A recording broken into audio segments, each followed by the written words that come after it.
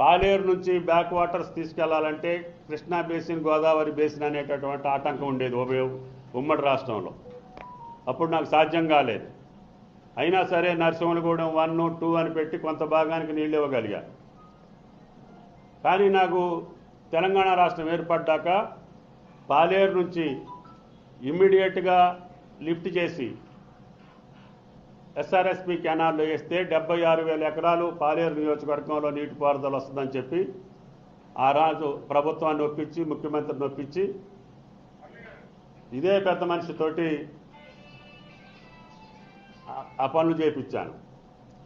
ఈ ఆటకి దగ్గరగా 7-8 సంవత్సరాలు, 6-7 సంవత్సరాలు పాలేరు రూపురేఖలు మారిపోయినాయి.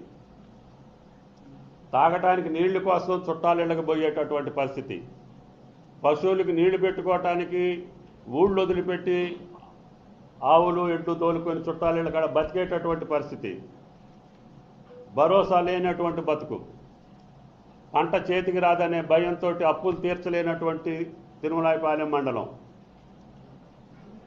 అటువంటి మండలాన్ని సస్యశ్యామలం చేసినటువంటి సంతృప్తి నాకుంది.